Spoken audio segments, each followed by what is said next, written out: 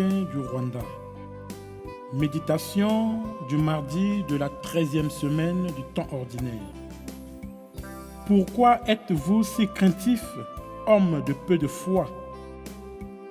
Bien-aimés du Seigneur, aujourd'hui nous méditons sur l'évangile de Matthieu où il nous parle de la tempête apaisée. Jésus et ses disciples sont dans la barque et voilà qu'une tempête se déclenche une fois qu'ils sont au milieu du lac. Il fait nuit et avec ce mauvais temps, les disciples ne peuvent plus s'orienter en regardant les étoiles. Et cette tempête est violente.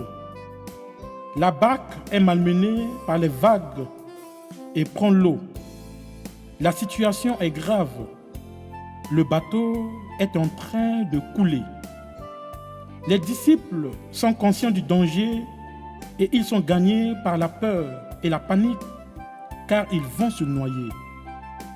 C'est alors qu'ils interpellent Jésus pour venir à leur secours.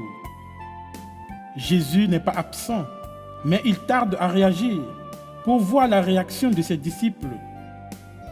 Finalement, Jésus ordonne vivement à la tempête de se calmer. Les disciples ont peut-être un manque de confiance en la présence de leur maître. Quel message peut-on tirer de cet évangile?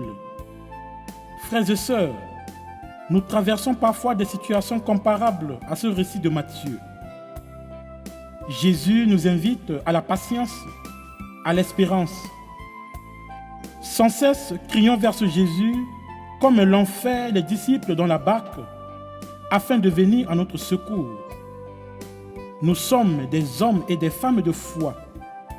Alors, comme dit Jésus à ses disciples, soyez sans crainte, ayez la foi. La foi est cette assurance, cette confiance que tout ira bien, quelle que soit la gravité des dangers et des difficultés qui nous menacent. C'est vrai, les choses ne sont pas faciles, mais levons les yeux vers le Seigneur. Il est notre libérateur et notre sauveur. Le disciple du Christ ne doit pas se focaliser sur le mal ou sur la manifestation du mal. Le disciple est un optimiste.